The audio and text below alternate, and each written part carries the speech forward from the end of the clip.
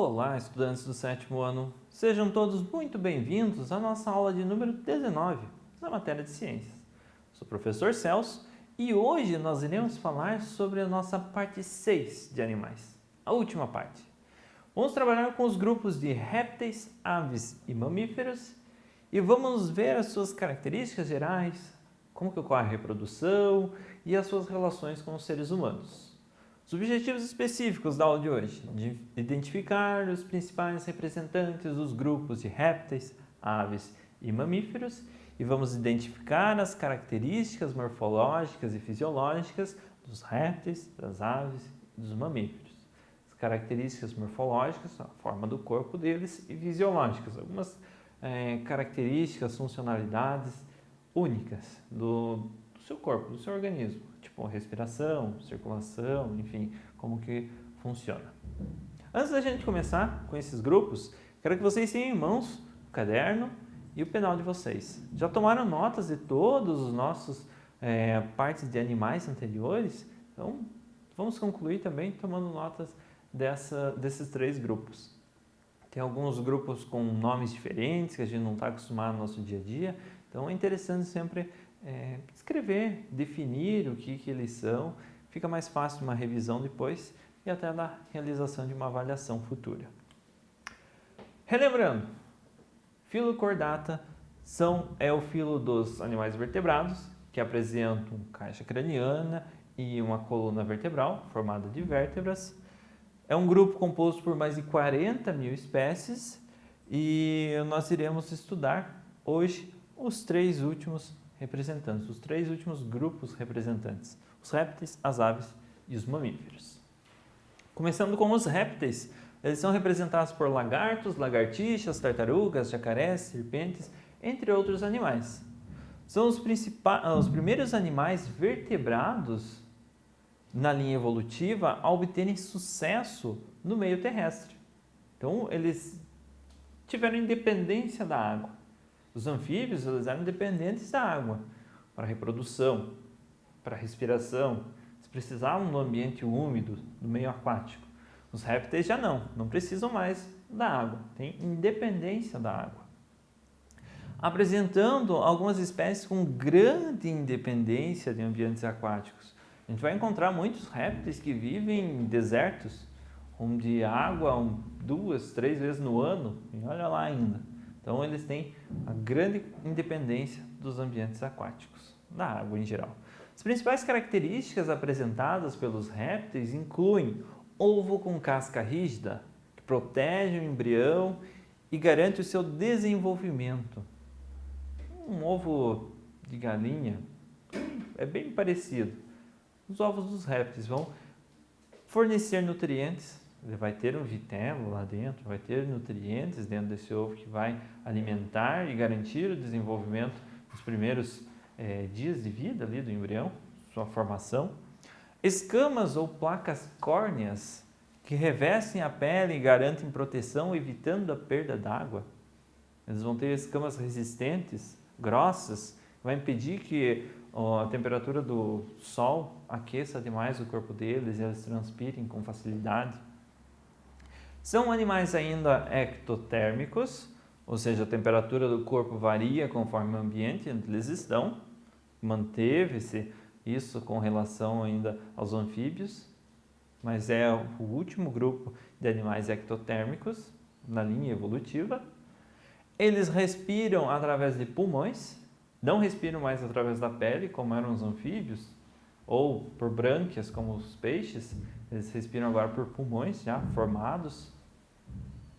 Geralmente são ovíparos com fecundação interna, então precisa de um macho, de uma fêmea, ter uma cópula, uma relação sexual ali para originar um novo indivíduo que vai ser depositado no mundo através de um ovo. Esse ovo vai eclodir um novo ser e eles têm total independência do ambiente aquático para a sua reprodução. Não precisam mais, como os anfíbios, estar na água para colocar os seus ovos. Os répteis, de maneira geral, podem ser classificados em 3 grupos principais: quelônios, crocodilianos e os escamados. O primeiro grupo, quelônios. Ele é representado pelas tartarugas, pelos cágados e pelos jabutis. Eles apresentam uma carapaça dura constituída por placas ósseas em volta do seu tronco. Essa carapaça funciona como proteção para os órgãos internos.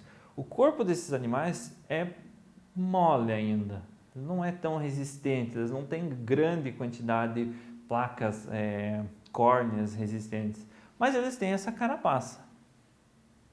São placas ósseas ali que formam essa carapaça. E quando eles veem um predador ou algum outro sinal de ameaça, eles se escondem dentro dessa carapaça, se protegendo os seus órgãos internos e a sua pele macia, que é muito bem vista por muitos predadores. Então a gente tem aqui os três representantes desse grupo, dos quelônios. Nós temos o jabuti, nós temos a tartaruga e nós temos o cágado. Eles têm diferença, não são a mesma coisa. Tartaruga é um animal geralmente marinho. Percebam as patas dianteiras dela, como são muito diferentes dos jabutis e dos cágados. Já os cágados, eles têm garras, eles são carnívoros, eles precisam dessas garras para prender a sua presa, para se alimentar. E os jabutis, eles já têm um casco, elas têm uma carapaça mais alta do que os cágados e as tartarugas, e as patas deles se assemelham a de elefantes. Tem umas patas redondinhas assim, sem garras. O grupo dos crocodilianos é representado pelos jacarés, crocodilos e pelos gaviais.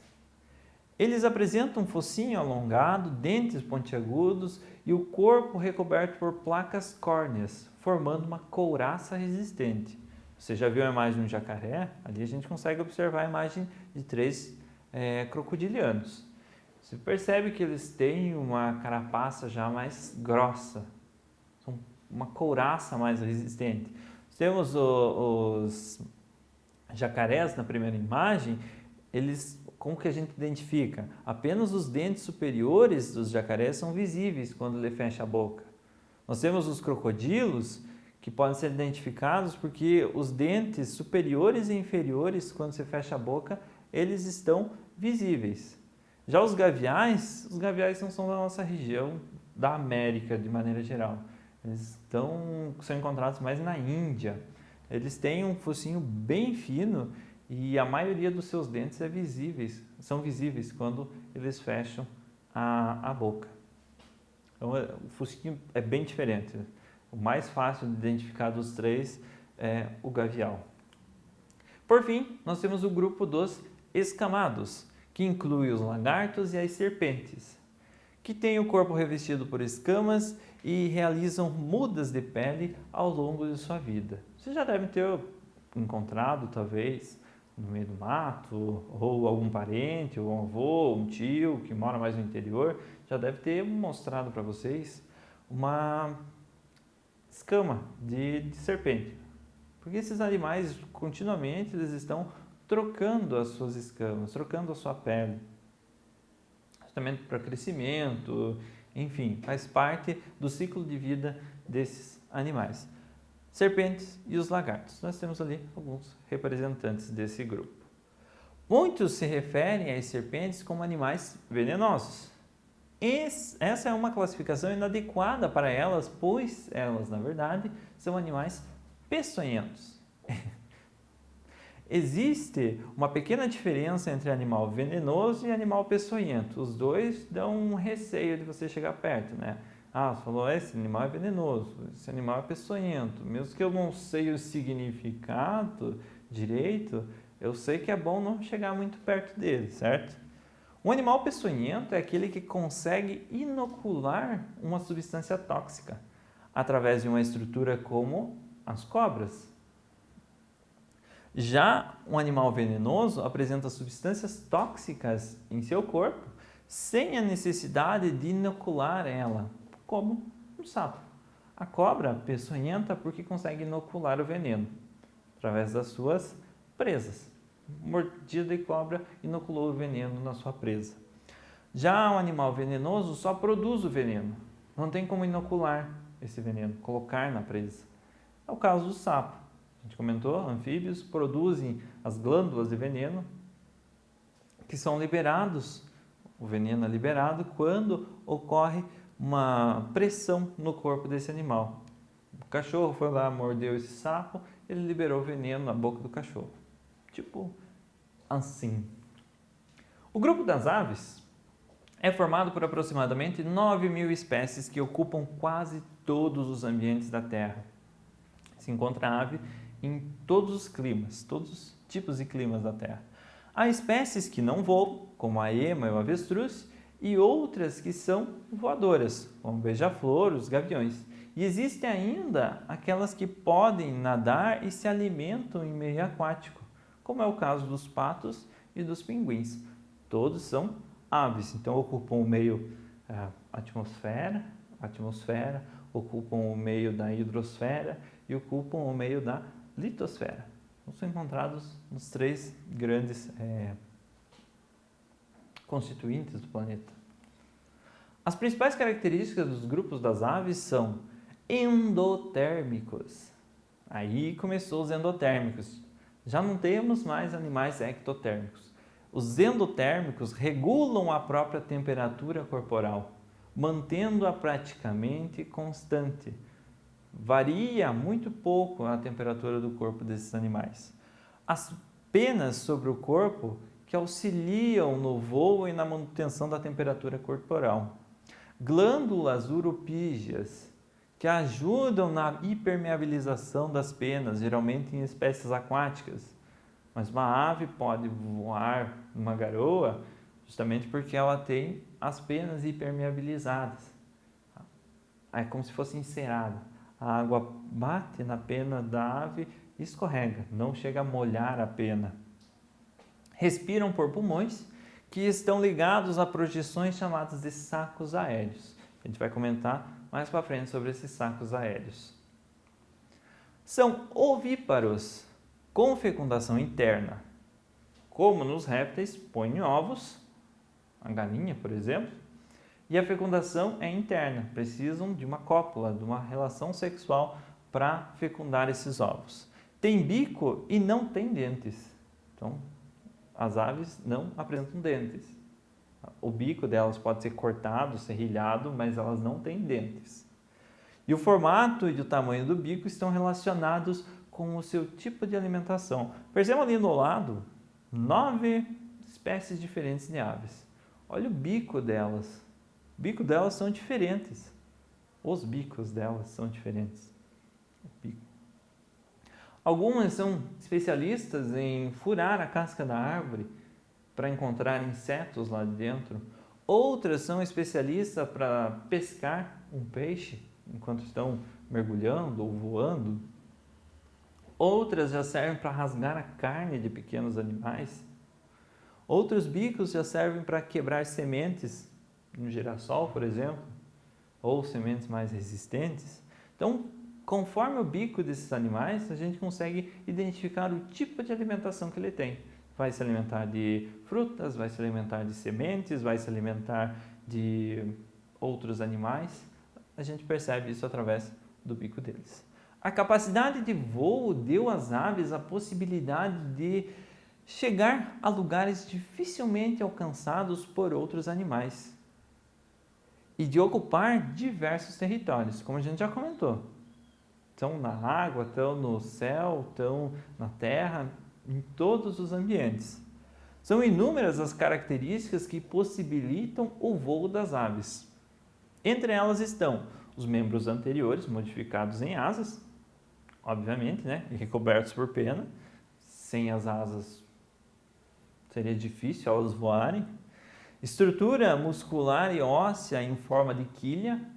O peito das aves, ele é em forma de quilha, sabe o navio? O navio, a parte da frente do navio, a estrutura é chamada de quilha.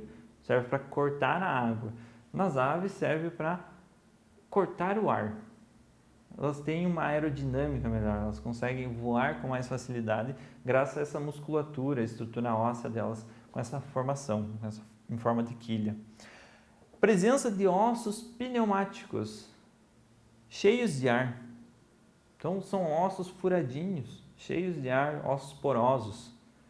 E os sacos aéreos que maximizam a capacidade respiratória durante o voo. Então aqui nós temos um exemplo. Nós temos o pulmão lá no centro da ave, do passarinho, e os sacos aéreos são sacolas, são sacos com uma grande quantidade de ar e estão anexos a esse pulmão. Quando a ave está voando, ela precisa de bastante oxigênio, ela precisa de bastante energia e é o oxigênio que vai ajudar nessa energia. Quando a gente está exercendo uma atividade física, nós precisamos respirar bastante e vai faltando fôlego. Para a ave não faltar fôlego no meio do voo, ela tem esses sacos aéreos que vão fornecer o oxigênio necessário para elas voarem. Então elas têm as penas e os ossos delas são todos porosos, cheios de ar. Assim como as aves, os mamíferos também ocupam grande parte do planeta, possuindo representantes voadores, como os morcegos, aquáticos, como as baleias e os golfinhos e o peixe-boi, e não voadores, como os cães, os ratos, os gatos e nós, seres humanos. São uma vasta diversidade de mamíferos. Quais são as principais características dos mamíferos? Animais endotérmicos, regulam a sua própria temperatura corporal. Glândulas mamárias nas fêmeas, produzem leite para a alimentação dos filhotes. Pelos recobrem a pele, auxiliando na manutenção da temperatura do corpo desses animais. Reserva energética na forma de gordura sobre a pele. Então, a gordura dos mamíferos é exclusiva para a produção de energia, ser convertida em energia. Glândulas sudoríparas, que produzem suor e auxiliam também na regulação da temperatura. Os pelos, eles vão manter o interior quente. As glândulas sudoríparas é quando a temperatura está muito elevada, você sua para baixar a temperatura. Então, as duas têm uma função antagônica ali, uma é oposta à outra, mas ambas servem para regular a temperatura do corpo. Glândulas sebáceas, responsáveis por lubrificar e impermeabilizar a pele e os pelos. Então, muitos animais, quando estão na água, eles passam na água e nem molham o pelo, justamente porque eles apresentam essa gordura na pelagem deles. Músculo diafragma auxilia nos movimentos respiratórios, presente apenas nos mamíferos. Isso é exclusivo, diafragma. É uma musculatura que nós temos embaixo dos pulmões e elas auxiliam na respiração. Quando ela se contrai, essa musculatura infla os pulmões, isso faz com que uma grande quantidade de oxigênio entre neles. E quando ela relaxa, esse oxigênio é expelido o oxigênio não, o gás carbônico é expelido, porque já houve as trocas de gases dentro do nosso pulmão.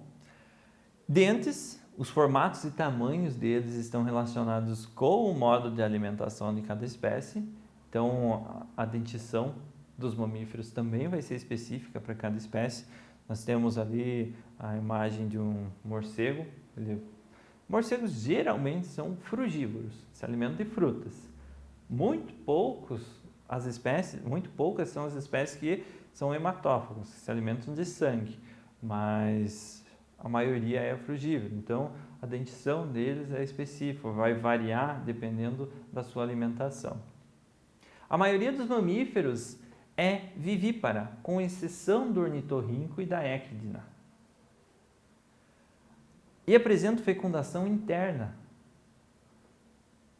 Os filhotes geralmente se desenvolvem dentro do corpo da mãe, no útero ou no marsúpio após o nascimento, continuam dependentes da mãe e durante o período de amamentação. Então, são 3 grupos que nós temos. A maioria é vivípara dos mamíferos, nasce já o ser vivo, como na nossa espécie, nascemos bebezinhos, ocorreu a fecundação interna, precisou de uma cópula, de uma relação sexual, um macho, uma fêmea, união dos gametas, deu origem a um ser vivo já, sem ovo. Existe uma pequena exceção, que é os ornitorrincos e a équina, representado aqui na nossa primeira imagem. São esses dois animais, eles põem ovos ainda. E ainda existem alguns animais que são chamados de marsupiais, como é o caso do canguru, onde o filhote não nasce preparado já para o mundo. Ele precisa ainda completar o seu desenvolvimento fora do útero materno. E ele completa o seu desenvolvimento na bolsa da sua mãe, que é o caso do canguru, que é carregado dentro da bolsa da mãe. Pessoal, essa foi a nossa aula de hoje. Espero que vocês tenham compreendido esse assunto. Se não compreenderam, retoma o vídeo, assiste ele pausado, vai fazendo anotações e nos vemos na nossa próxima aula.